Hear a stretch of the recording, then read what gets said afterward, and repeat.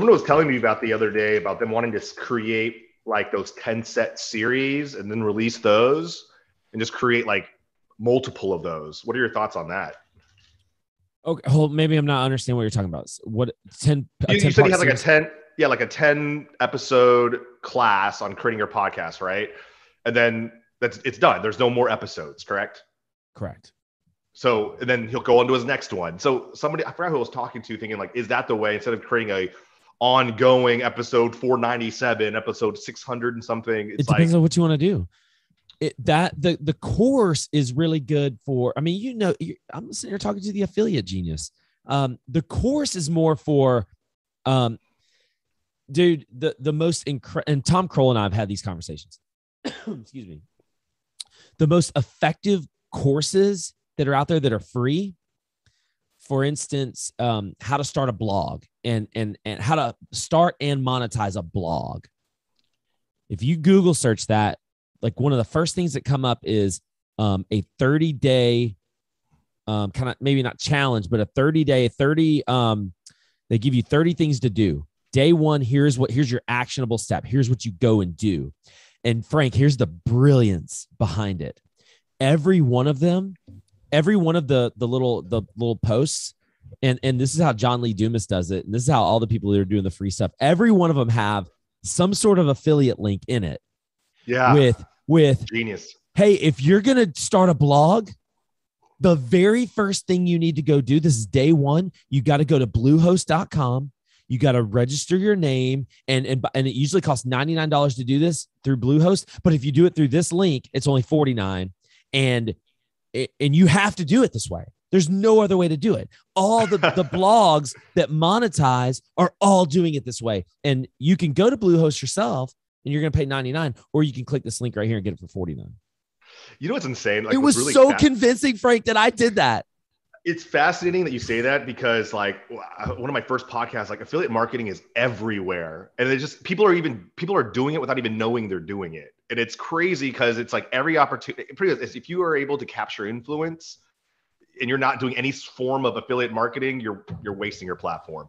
Right? This is the future. The future, it's already here, but this is the future. And it's so much so that people are, and I'm not saying you shouldn't charge your students, or you should, but the money but what you charge, what it costs to enter whatever your ecosystem is, your program or whatever, that cost should be passed on to a sponsor, a vendor, or some sort of affiliate relationship. And the future is everything is free. Not everything, but a lot of like the lower level cookie shelf, lower stuff is free.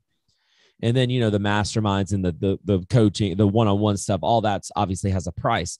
But all this kind of lower level stuff, it's all free, filled with affiliate stuff and filled with sponsorship revenue, vendor revenue, affiliate revenue. That's how they're getting paid. And when you see people out there like Max Maxwell and Brent Daniels, and you see Pace and Jamil, you see people out there making hundreds of thousands of dollars per month.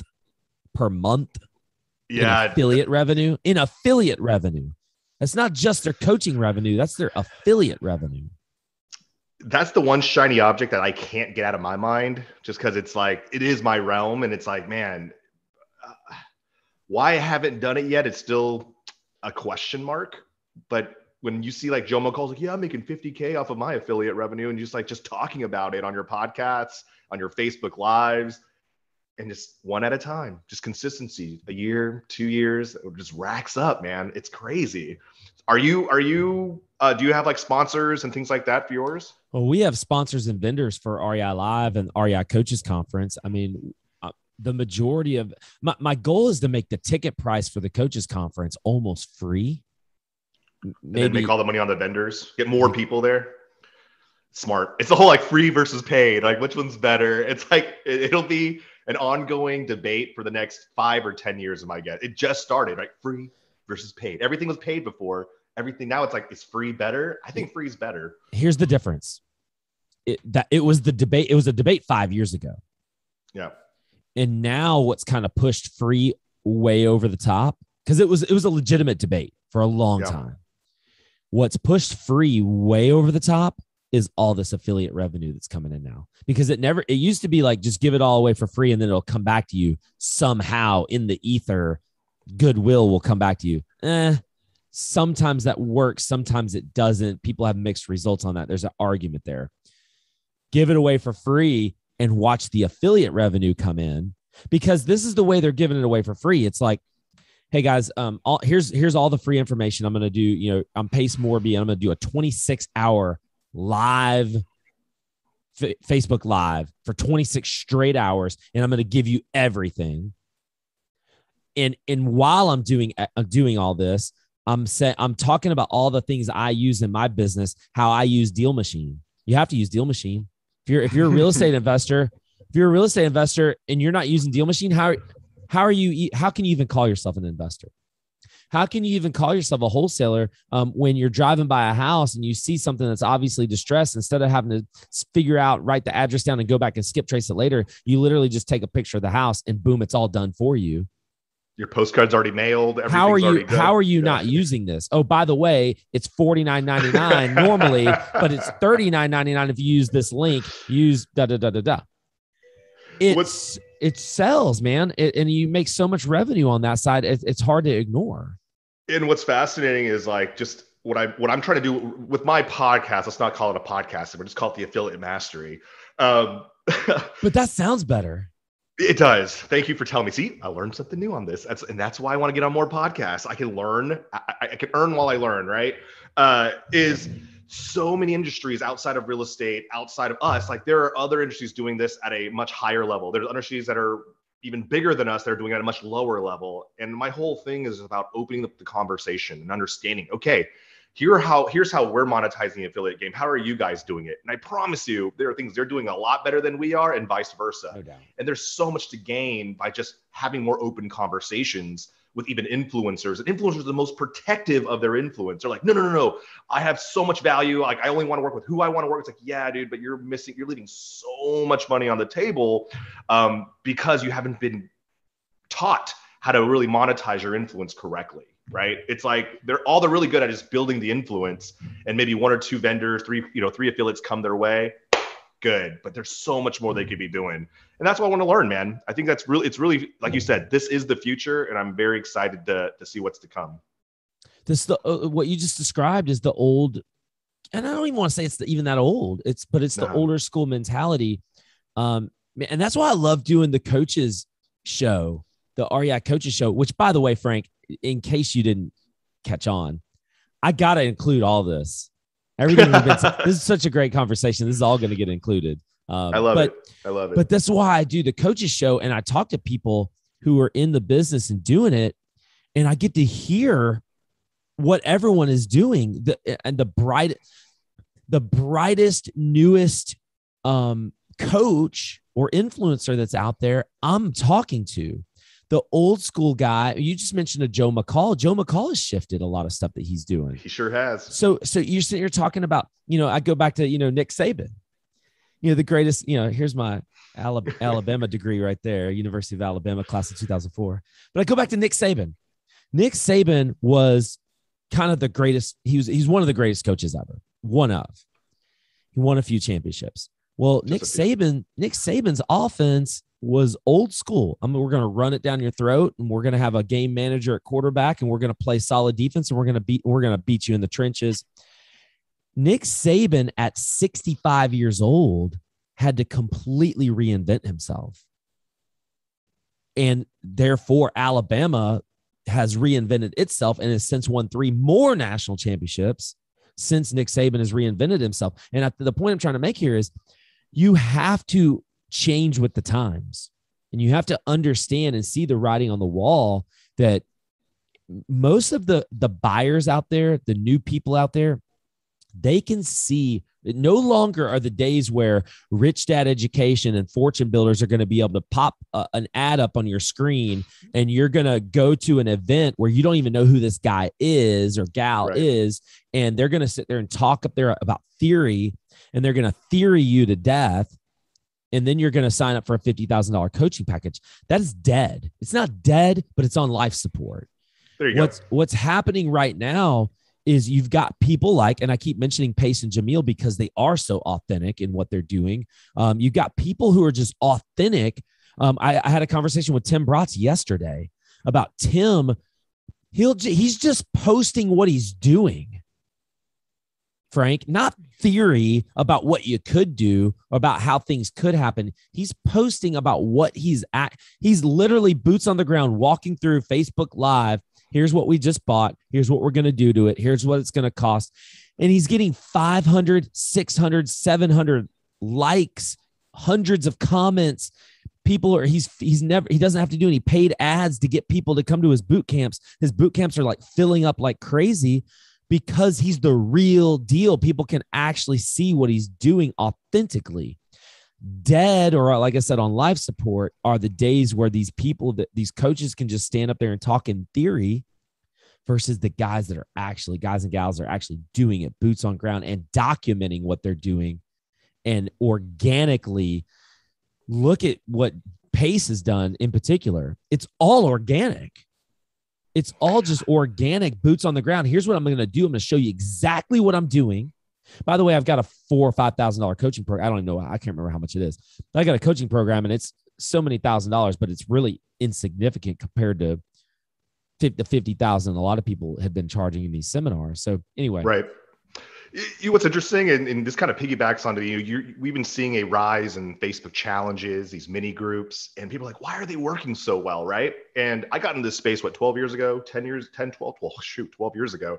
Teleseminars, you probably remember those. It blew my mind. People actually would call in on their phone and sit through a 60, 90-minute presentation on a phone, no slides, no visual stimulation, and they would buy on the phone. And then webinars were introduced. 10 years later, we're shifting. And like you said, the live event model, and even in the fine print, if you ever have been to like a Kiyosaki or a Fortune Builder, at the very bottom it says, Robert may or may not be there. This is like one of their traveling, event groups. Here's where we're heading and why Facebook challenges are so great. And to your point, transparency. Social media has made it so hard to hide things. And for instance, when you have all these challenges and people are messaging and like, oh yeah, this guy's the real deal. And in the comment sections, you think, oh, these are paid people. No, you can actually click on their names, DM them, and have a conversation with somebody where in most cases, their events, these old models are trying to protect you from talking to each other. They're worried that maybe some of their bad rumors will get out. So they really are very protective of like their own students talking to each other. But now with like Pace, like they're so open, like, yo, I'm an open book. Everything is out there. It just kind of humanizes us a lot more. And I love that we're doing this now. It's kind of letting the cream rise to the top. Yes. It's not like the old school people don't work. It's just that now a microscope is on their business. Are you actually creating success stories? Or have you been kind of blowing smoke at people for the last 20 years? And now people are just now catching on. I love what's happening, and Pace and Jamil are a great resource for that. They're probably the most real people at their level that I've met. Super humble guys. Dude, I think a couple of things that you said that's real, the protecting you from talking to each other at these seminars and stuff. Man, have I got some stories. Holy cow, man. It is nuts. And I'm going to release some of this stuff at some point. But man, I went to a Rich Dad event. First of all, I came up with Rich Dad. That's how I got into real estate. Huge. I'm not going to sit here and bash them. I think that they have a service that they provide, and it's a lot of you. And I think most people, I think the vast majority of people can't. First of all, it's an employee mindset of the people who are coming to these seminars, a total employee mindset, not necessarily an entrepreneurial mindset. Not necessarily. These are typically people who have been preached their whole lives that college is the way. And now you've got these people coming to a seminar to think outside the box with, somewhat high pressure sales. So I came up with Rich Dad. The failure rate, in my opinion, is somewhere around 97, 98%. That's my opinion. That's kind of what I've seen. And I think it's because of the mentality, the employee mindset. I had to do everything myself. I didn't even have the right mindset starting, but I had the mindset where I paid a lot of money and I want to make this money back because I don't want my wife to kill me. That was kind of my motivation. And I went out 45 days after I signed up for the boot camp, or I went to the boot camp. 45 days later, I got a check. I actually did my first deal and I made $10,000. Now, I don't think that's typical for a rich dad student, but going back to what you were talking about as far as like protecting people, well, I went back when about, it would have been the summer of 2017, because 2016 is when I got into coaching, but I first came up with Rich Dad in 2012. So you're talking about like 5 years after I came up through Rich Dad. I went back because they were coming to Birmingham. I was going to start to do a seminar model, and I wanted to see I wanted to listen to the speaker, how he sold people from the free preview into the boot camp.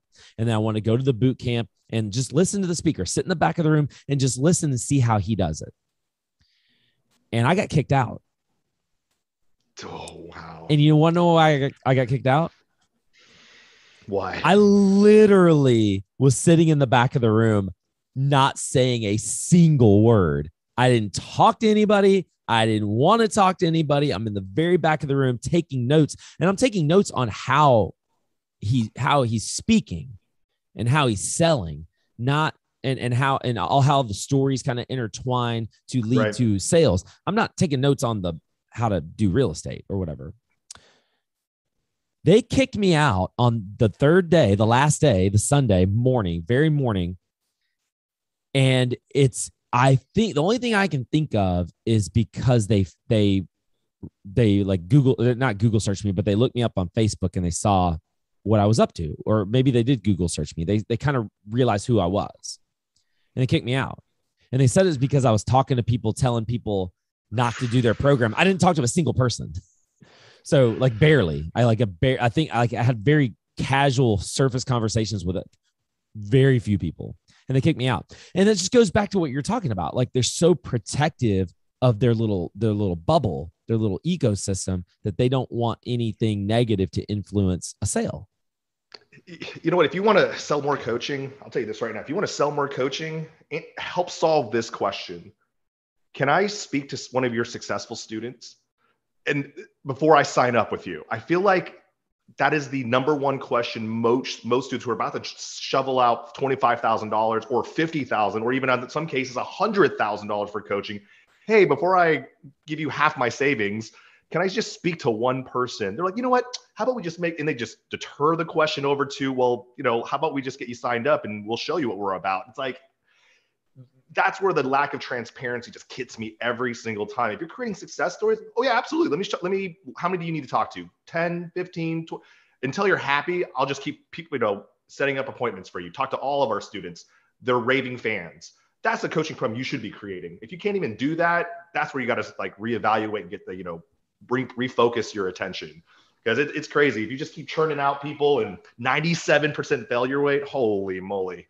That just blows my mind. And that's why you create REI coaches, right? To bring that awareness and to like make sure hey, don't be one of those antiquated models where it's all about selling and not, servicing your people. So I'm glad we're talking about this. This is something that's been a big problem, I believe, in our space. So let's talk about that problem a little bit more. How are you solving that problem? I mean, I want you to include the podcast on why you started the podcast, but does the podcast have anything to do with potentially solving that problem? Getting more of the message out to the masses? Because Frank, real quick, what you're doing, like the podcast that you have created, that stuff's not out there. There's not podcasts on this stuff. That's a great clue. I was actually looking around. The closest it comes to is like affiliate marketing, right? But that's like drop shipping. That's like Amazon. That's like what a lot of other people are doing. But in terms of like the strategic partnerships, what people call joint ventures, that's kind of where our realm is. So to your point, like what we're trying to bring awareness to is, I've been doing this for 12 years. I've talked to, the stay-at-home moms. I've talked to the teachers. I've talked to people who are working, 9 to 5, 60 hours a week, buying these coaching programs, or people on these webinars saying like, hey, Frank, is this just another one of those? I've already spent $45,000, $50,000. And when you hear this enough, it just really, depending on why you're here in this business, if you're one of the influencers or educators, if you have a soul, let's be as real as it is. If you have a soul, hearing these things and you're unaffected by it, I will never, ever work with you. Again, that's what's allowed me to like be here for 12 years unscathed is not being in alignment with just greedy, selfish people.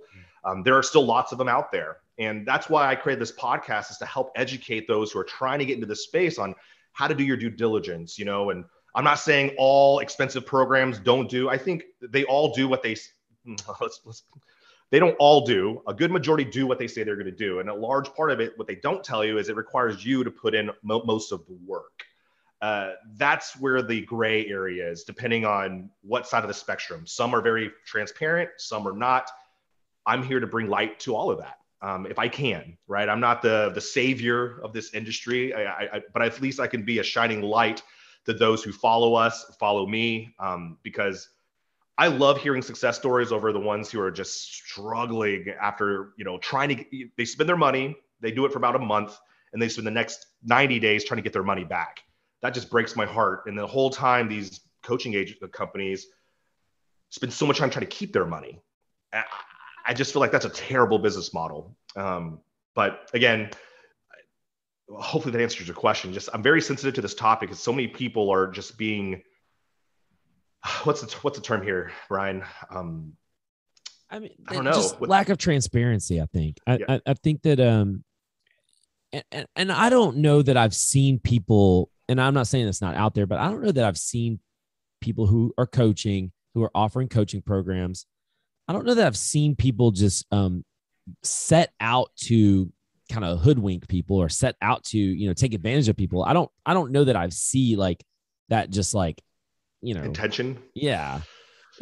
What ends up happening is a lot of folks kind of get in over their head. A lot of folks end up, well, this is probably the number one reason why coaching businesses fail. So people have a real estate business and then they decide to start a coaching business. And they realize very quickly that, hey, you know what? My real estate business, it's got a lot of holes in it. And I can't just sit over here and start a new business and take my eye off of this without this, taken away from my real estate business. So what the number one cause that I've seen, and I talked to a lot of coaches, number one cause of people getting out of coaching or stopping coaching or getting out of real estate and stop doing real estate, the number one cause is they're trying to catch two rabbits.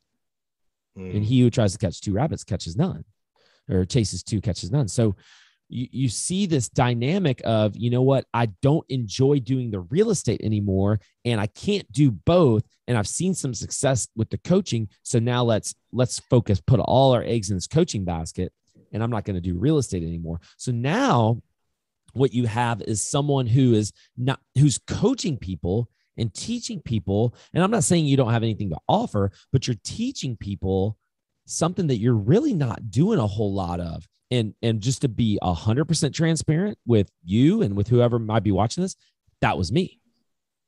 That was me in 2017 when I realized that my wholesale business, which doing incredible things here in Birmingham, I couldn't do both.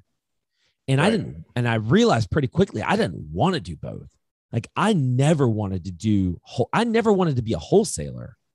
Let me just say that. I wanted to be a real estate investor. And I couldn't invest in real estate, at least I didn't know how to at the time, because I didn't have a whole lot of money. So I created a wholesale business to create revenue so I could start investing money in real estate. Now I enjoy that, but I don't necessarily enjoy the real estate part of it anymore. But I have a journalism degree, I have an English degree. Like I love podcasting. I love interviewing people, talking to people. And this is my gift. I love connecting people. So I pretty much have gotten out of it. I don't teach and coach real estate anymore. I've just gotten out of that. Now I'm more involved with coaches and more involved with how can I empower others so that they can be successful coaches. I love that mission, man. And I think that's part of why I wanted to get on your podcast, is that you have that intention. And we know a few mutual friends in this space who are trying to elevate the coaching space, the coaching game. And that excites me. It feels like we have been able to talk about the issues within this space enough towards bringing awareness to where it's actually making impact on the change. And that makes me very hopeful. I've been in the info space for a long, long time, and we got a bad rap, right? There's a lot of stigma when it comes to buying education, seeing these ads, online, and just the commercials on TV, just always people trying to sell you, a free course or an event or a coaching or this and that. it's very noisy out there. And I feel like with just a few beacons of light, we can help to kind of transpire that message to more and more people that are out there. And hopefully we can build up that trust again. And, you know, when you said you wanted me to come out to REI coaches, I would love to see kind of the culture and community that you've created. Because if it's any representation of who you are, I'm excited to meet a lot of people. So it's guys, real quick, you know, Frank mentioned it, reicoaches.com. Go there right now, get registered. Our event's coming up in just a couple of weeks, November 4th and 5th, right here in beautiful Birmingham, Alabama. And if you'd like to stick around for that third day, that little secret third day, November 6th, we are going to an Alabama football game. So providing the transportation for you, not providing your ticket, but providing the transportation down to Tuscaloosa. It's about 40 miles away from Birmingham. And so if that's something you guys want to do, at least attend the coaches conference. Got some really big names speaking. Steve Cook of Life and Air is going to be one of our keynote speakers. We've got Jamil Damji, who we've already referenced in this. Pace Morby is going to be coming out. Jamel Gibbs, Marcel Humphrey, Matt Andrews is coming down. So we've got some big names coming to Birmingham, and we want to see you guys. Go to reicoaches.com right now. Get registered. Frank, let me ask you this, man. Yeah, man. What is your biggest challenge today when it comes to business? What's your biggest challenge today? So for those who have little information about who I am, I help do a lot of consulting for new real estate investors trying to enter the info space. So people with an idea, education, courses, software, coaching, any of those aspects from low ticket to high ticket, trying to enter this space. My biggest challenge is the mindset of it. And there's two sides of that spectrum, right? Those who are trying to get into this space thinking they are creating the next coolest thing since sliced bread. And then the other people who feel like they have something amazing to give, but they don't have the confidence to share it. So it's helping them break through that mindset and to kind of address both sides. Those who are coming in, if you're listening to this and you guys have a service-based mindset and you're really about providing value over revenue, because I think if you provide value first, the revenue will follow. Of course, if it's intentional, designed that way, is to create it. Go out there and create it. Don't let it just sit up here all day. It does nothing up here for anybody if you're trying to make an impact. So talk to someone, talk to me if you need to, talk to someone in the space, other coaches on how they got started and just get started. And for those who are, creating things that they feel like is the next best thing since sliced bread, because I've talked to a lot of them out there where they lead with, hey, you need to do this, you need to promote this, you need to, share this with the world. A lot of the times they fall short. Like you said, they're not the ones who have a strong foundation in their business. They're all focused on selling and selling. So I tell you to pull back the reins and really dive back into your business and figure out where the holes are. Right? Where your students aren't successful, where there's a lack of communication, transparency, support. Build a stronger foundation before you go wide, right? I think what this is, before you go wide, go narrow. So that's where the challenge is, helping people, cross into this space with the right intention has always been the biggest challenge, because the people with the right mindset I can work with. Those who are not, it's just very hard until they do see the fault in their ways per se, right? So I would say that's probably my biggest challenge is, helping different mindsets, overcome their, their own limiting beliefs. Let's just say that. What are you doing about that? I have a lot of meetings. You can't teach that though, can you, Frank? Maybe you can make folks aware of it, but that's something that might be pretty difficult to teach. I kind of use fear as a way to talk to them, right? But not in terms of scaring them. It's more about like, what is your whole, like, I always ask them, what's your purpose of creating this coaching program? It's like, oh, I want to impact lives. Like, well, do you want this to survive just a year? Is it about making, a set amount of money every year? And once we boil it down to it, I let them know, it's like, well, everything that you want is not going to happen unless you fix the core of what we're talking about. So it's finding what's important to them and then kind of, I guess, reverse engineering to help them self-actualize per se, right? Like you said, in coaching, a lot of times people only will do or take action when they self-actualize. You could tell them all day, they understand, but until they're like, aha, most of the time nothing's going to get done. So my goal here is if I can have enough meetings with them, or at least talk to them, or at least point them in the right direction, surround them with the right people who are doing what I want them to do, hopefully they'll catch on. There's only so much we can do. I don't know what the saying is, but you can guide them to water, but you can't force them to drink or something like that. that's what I'm doing. Is I'm going to guide people to the well, and hopefully they can take care of the rest. But I think it's the most important thing is just having very, very open conversations and telling people, hey, I don't think this is the right way to do it, and here's why. So I think just transparency has been a huge part of my business, and at least it helps me sleep at night.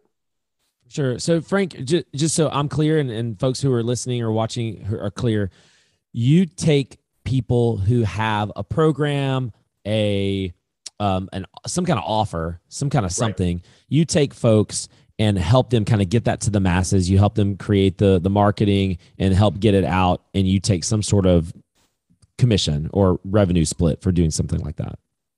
That is correct. Yeah. And as you know, in this space, you've been doing it a long time. There are a lot of landmines, certain people to avoid, certain, relationships that, to be cautious of.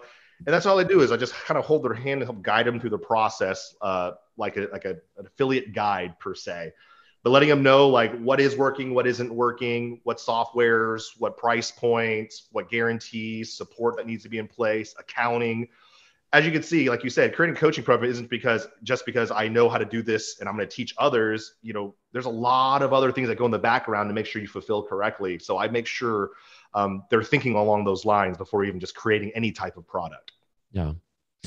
So someone approaches you and they've got something that they think is, well, let me ask you this. How do people get into your ecosystem? How do people find out about you? How do people find out that you exist, that there are people out there that can help them get what they have to offer out to the masses? How do people even find you? Well, first of all, thank you, Brian. You're helping me right now. But thank you for asking. Attending, networking events. We were just at the family reunion together. That was awesome. Over 300 influencers, real estate impactors were there. That's always super helpful. For the last 12 years, it's been word of mouth. I've had a very successful business up till now through what I've been able to produce for my clients. And right now I'm just, starting a podcast, trying to get out on socials, getting trapped in the content game, which is incredibly exhausting, but fulfilling at the same time. Who knew trying to make a name for yourself required you to be constantly in front of a camera, today at least. So, and that's really having more and more conversations, getting on podcasts, attending networking events. I was just talking to this guy named Steve Harward with PCS. Private Corporate Services. He's like, Frank, you got to come to War Room. Like Roland Fraser, he's there. So really just kind of getting out to more of these kind of higher level masterminds, understanding how these 7-8 figure businesses are running their operations. And really for me, like you're a constant student. The more coaches you talk to, you're able to build a massive profile within this industry of do's, don'ts, rights, wrongs. I'm doing the same thing on the affiliate side and business side is, how are people's back ends, fulfillment, support, guarantees, and building a profile. And as long as you fit in this, if you don't fit in this profile, my job is to help kind of bring you into the fold and let you know, like, here's what everybody's doing right. Everybody else is doing wrong are potential clients of mine. Well, Frank, let's get in. We got about 20 minutes to go here. Yeah, sure. And I want to get into kind of some nuts and bolts, some actionable things that people can take away. What's working right now when it comes to like getting offers out to, I guess, cold traffic, right? To absolutely like people who have not really, I mean, it's cold traffic, right? That's right. Typically your people. So that's very difficult. That's a game that probably requires a lot of split testing, a lot of trial and error. What's working right now? What sort of offers, what kinds of offers are working best with the folks that you're trying to get messages out to? I love that. And I love that question. So let's focus on coaching, right? I think that's what your majority of your audience is here to listen and learn about. So you're buying cold traffic. The last thing that you want to do is drive directly into like a webinar, right? I think presentations are great, but depending on what the call to action on your webinar is, the rule of thumb is when you're buying traffic, you want to give away something for free. People call it a tripwire or a free plus shipping offer where you pay for shipping and then they capture your information, right? You're going to get a lot higher opt-in rates doing that into an application or into a presentation or whatever the next step is. So you're buying traffic, make sure you start with a low barrier of entry into your immediate next higher upsell upsell in your funnel. One person in our space, you know him too. I won't give out his name. I don't want to give away his strategies, but he's buying cold traffic into a presentation and the call to action that is to an application. All right. The application sees into a sales team, and that's the key here. When you guys are selling anything over $10,000, depending on the process, you're going to need a personal touch to it. One strong salesperson can help you carry through that way. If you're kind of in the 5K range, we talked about Joe McCall. He's able to do that. He just released a presentation the other day on how he's doing it just through text messaging. Blew my mind. I was like, how are people spending $5,000 on just through text messaging? And that's because of the nurturing process.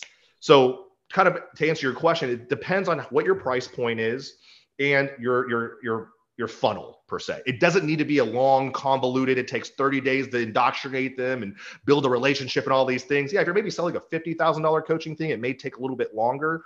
But I'd say just from the beginning, make it super, super simple to bring someone in and then focus a lot more of that attention on building a relationship. That's really what's been helping a lot of these coaching clients of mine integrate their business through cold traffic is really just for a tripwire into a presentation would be into an application. But don't go straight to an application. That does not work, guys. That does not work at all. Really? Yeah. Most people are doing like small businesses, like, small coaching programs. They're doing straight to an application and they're the ones doing all the calling. I'm like, so is that why you're saying it's not working because it's me doing all the work, or it's just not working because I'm not getting the leads? It's like you said, when you're running a real estate business and you're trying to start a coaching business and you're trying to call back people, there are going to be things that fall through the cracks in one of these buckets, whether it's your personal business. Yeah. I just want to make sure I'm clear on this. You're saying it doesn't work because of the time factor, not because it's not actually converting. Like it works from a conversion standpoint. Is that, I want to make sure I'm understanding what you're saying. Great question. So it works, but there are better ways to do it. How about that? Right. In our space, it's all about efficiency, and you could continue to do things one way and it works. Right. And that's why we hire coaches or join masterminds, because they shed light on other ways to improve on that process that doesn't take as much time. Your conversions are much higher. And most importantly, what everybody tries, or in most cases, scale, right? One-to-one is not scalable. And that's just how it is. So if you want to grow a successful coaching business where you're coaching 10, 20, 50 people, whatever that magic number is for you, it's virtually impossible to do it on your own. And if you're going to be spending money on ads, it's my opinion that if you're spending money on ads, you're looking to scale. Otherwise, it's really just one-to-one, simple. I could just make a few phone calls, attend a few RIA clubs, get 5 or 10 clients a year, and I'm happy. But I feel like that's great for some people, by the way. Yeah, that's absolutely great, right? Especially if your passion is the real estate side, you have time just to coach 5 or 10 people, more power to you. I just deal with people on a national level who are trying to grow national coaching programs. And while maintaining the success rates and, their reputation. And this is kind of where I play around. That's my play, my sandbox, if you could give a reference. Let me ask you about this, Frank. Do you dabble in, what about warm traffic? What about let's take me. I'll be the guinea pig. By the way, you mentioned this earlier. Podcasting, guys, because I'm talking to coaches right now. If you don't have a podcast, you are crazy. You're crazy for a lot of reasons. And I'm just going to talk about one right now. I literally, since I'm the host, I get to ask the questions. I'm getting a private one-on-one mastermind that you guys just happen to get to listen to, but I'm getting a one-on-one mastermind right now with the expert in the space, Mr. Frank Chen. And so, Frank, this is my question about me. Love it. I've got an email list of around 20,000 people. I've never used it except to talk about it's mostly local, by the way. It's mostly Alabama folks. I have a segmented list that is national, and there's only a couple thousand on it. But I have a mostly Alabama email list that I rarely use outside of things like, here's our next event coming up. It's really not to sell. I don't really use it to sell anything. I've got some affiliate links down there, check these out, but I don't push those hard. I just, hey, they're there and they get clicked on. Right. What would you do for someone, maybe not necessarily exactly like me, who has more of a niched, localized list, but for someone who already has a warm list that people have already opted in the tens of thousands. How do I start to warm them up to buy something and take advantage of? I mean, I would think a 20,000 person email list would have some value. I love that. And I always tell people size does not matter. Okay. Size does not matter. I've worked with 10,000 lists, 5,000 lists, 150K lists. And what you'll notice is I've seen 10K lists outperform 100K lists. And then I've seen 100K lists underperform compared to 50K lists. It's all about the relationship you have with them, right? And I always tell people, what is the entry point of your funnel? And what is it that you're an expert in? Let's just use you as the example, right? So when people enter your list, why are they coming into your list? What did you use or what is being used to bring them in? They've come to a live event before.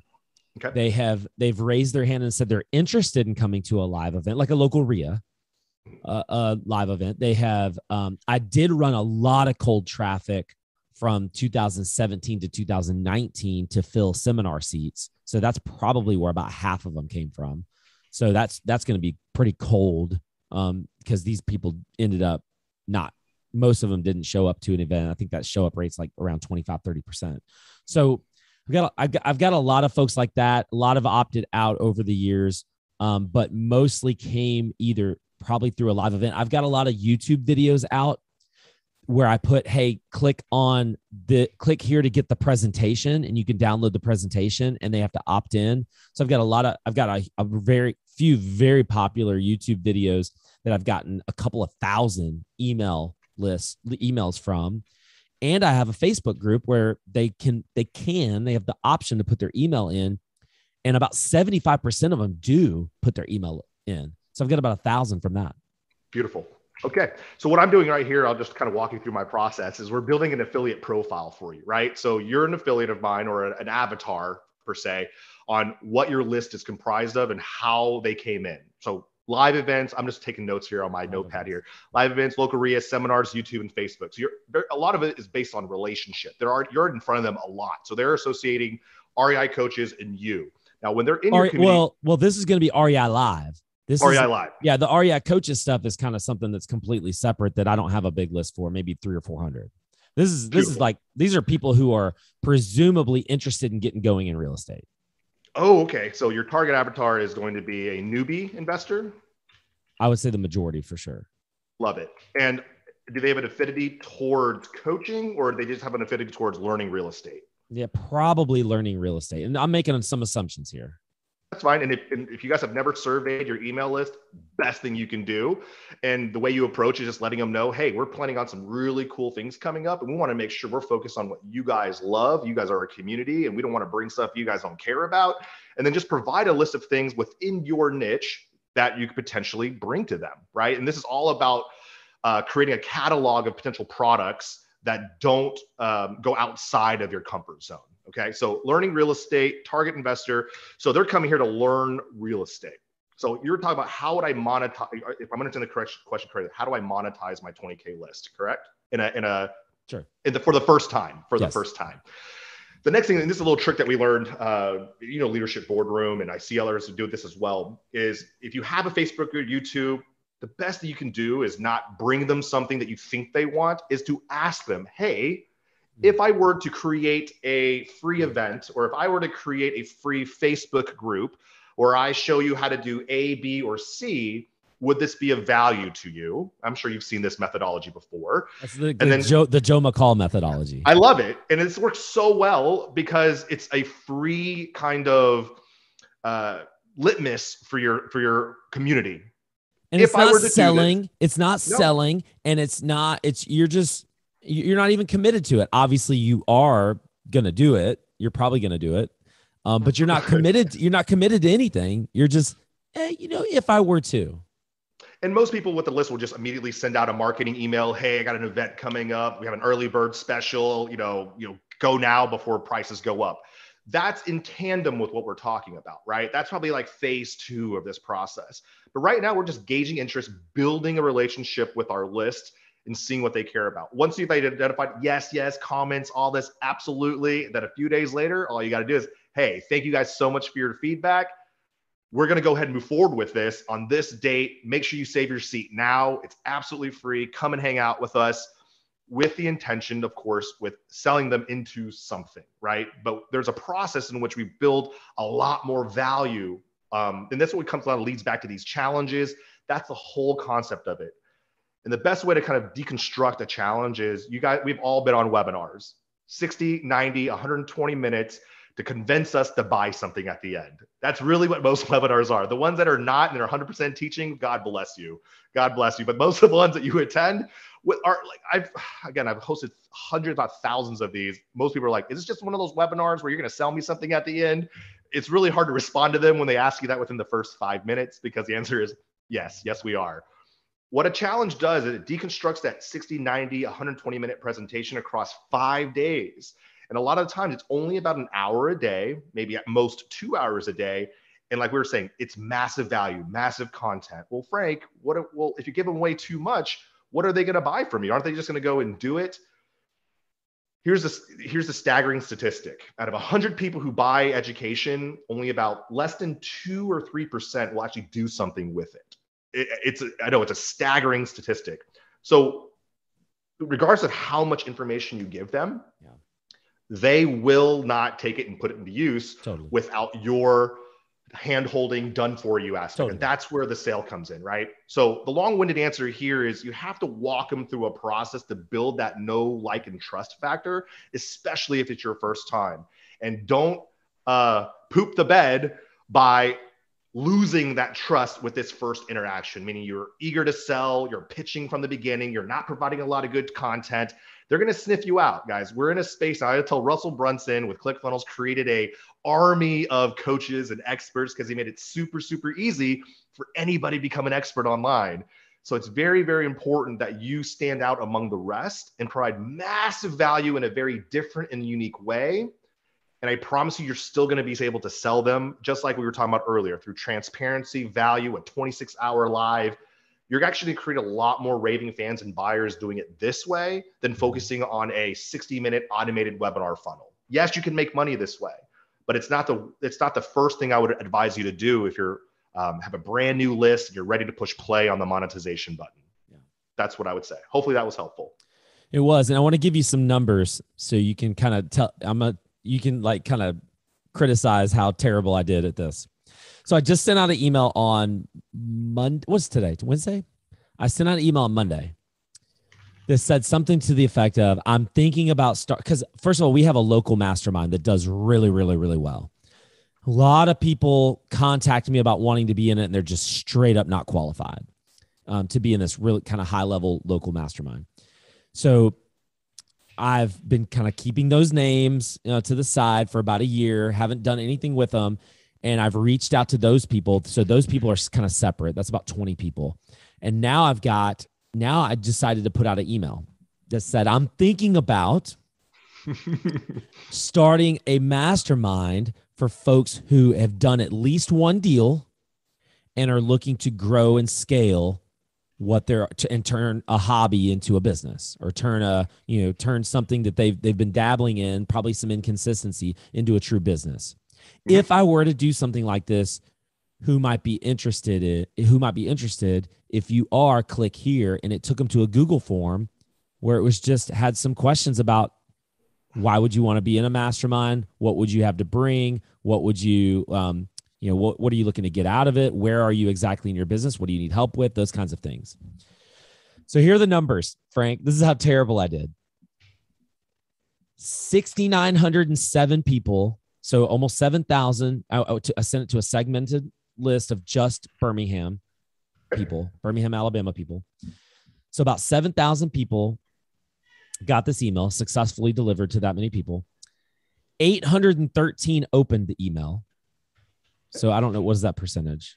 I'll do it for you real quick. I love this stuff, by the way. This is where I play, man. This is my genius zone per se. Okay, keep going. Wait, how many clicks? Okay, so total clicks. Oh, this is terrible. Well, hold on. So you want unique clicks or total clicks? Unique Let's clicks, go with right? let's go with unique. Yeah. Unique clicks, 28. All right. All right. You're blowing my mind. Okay. And then of those, how What many else? actually filled out Oh, your yeah, yeah. 13. I got 13 13? applications.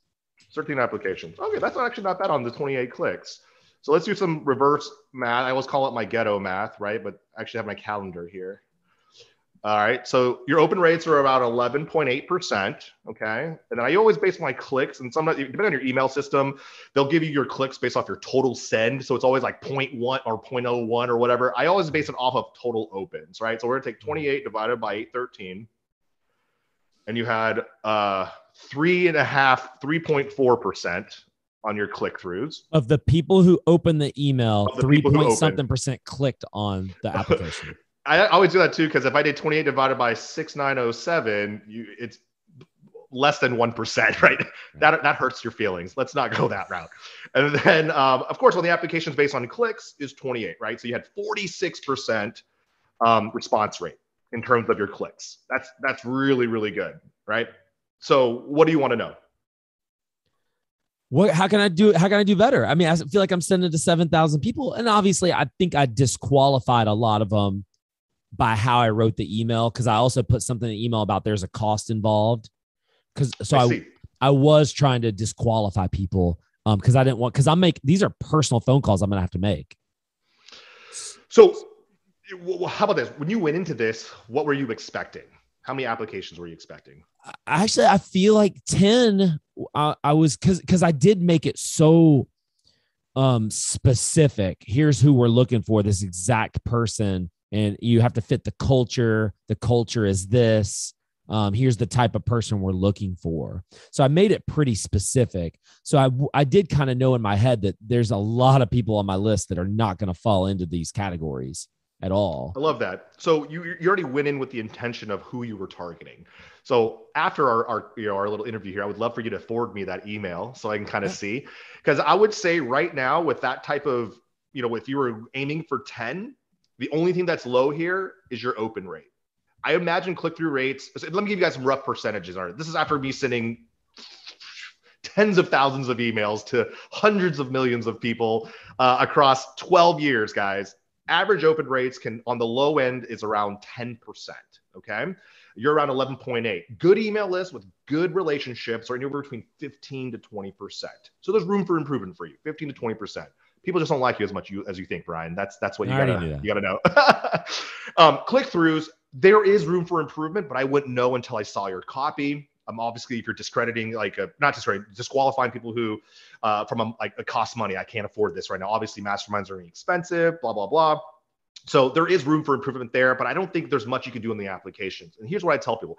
If we could increase your open rates by 1%, 2%, that percolates down to your clicks. I mean, you'll get more clicks and ultimately you'll get more applications. So I would actually focus on the open rate, right? Because right now you said 10's a good number. You're at 13. If we can increase your open rates by at least 4 to 5%, that's an additional 5 to 7 applications. Well, my open rates are, as I'm looking here, in usually 20 plus. So I think it was how I titled things about this was a mastermind, and I think I disqualified a lot of people right out the gate. Yeah, like come hang out with your peers, or come hang out with some high net worth earners, or something like that would be a cool way to pull more people in, right? Yeah. Power of influence, other people. Yeah. That's what we play around. That's on the copywriting side. So that's where I would say that's not bad. If I had to point you in a direction, your open rates. Focus on split testing different subject lines, especially if you plan on using this same methodology moving forward. Mm-hmm. I always tell people to build a catalog. If you're not using Excel spreadsheets to catalog your subject lines, your opens and click-throughs, this is how you choose your winning emails. Too often do I see people write emails, send it to their list thinking, oh man, people are going to love this. It doesn't matter what you think people love. It's do they love it or not, period, right? So there's always room for improvement. I hang out with some amazing copywriters, and they follow the same process every single time, right? And it's always following a database of following their data.